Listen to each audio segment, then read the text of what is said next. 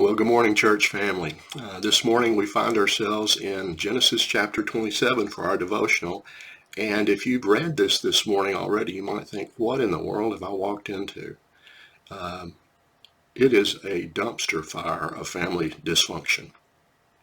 Now, you've already met the characters in this story. You've got Isaac, who is the son of Abraham, the one through whom the promise was going to come that God made to Abraham.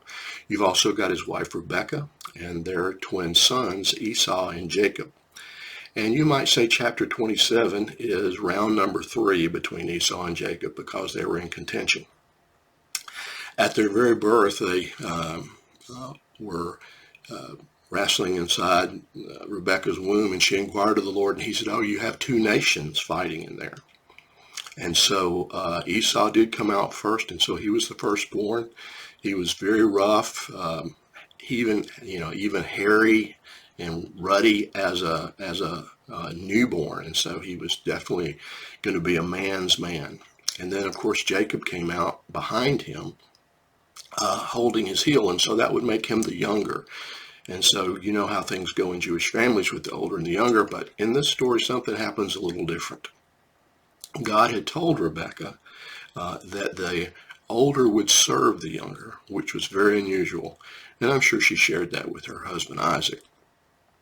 So you have Esau winning that one, but then later on in that same chapter you find Jacob offering Esau temporary relief from his hunger and trading him a bowl of stew for Esau's birthright as firstborn, and it didn't seem like it really made that much of a difference to Esau. And so we see God's plan of the younger having the blessing showing up even there. Now we move to chapter 27 where we are today, and you find Isaac old and blind, and he calls his favorite in, which is Esau, and says, "Son, I don't know how much longer I'm going to live. Go shoot some game and fix me some food like I like, and I'm going to give you the blessing before I die."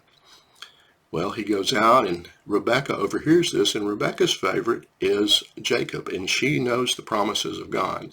But like Abraham before them, they want to get this done in their own strength. And so through a deception, Jacob dresses up like Esau, goes in, Isaac blesses him, he goes out, Esau comes back in with food, and they realize that they had been tricked. And so even in this dysfunctional family, God's will is being done. You see this all through the Bible, that the actions of people not honorable, God works through. And we move to the New Testament, we find the promise that God works all things together for those who love him and are called according to his purpose. And you might not say, well, very many people in that story loved God. Maybe they did, maybe they didn't. But the people who would come after them would definitely love God, and they would be blessed according to God's good purpose.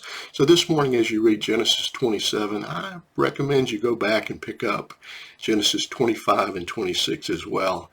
And I hope you have a great day studying God's Word.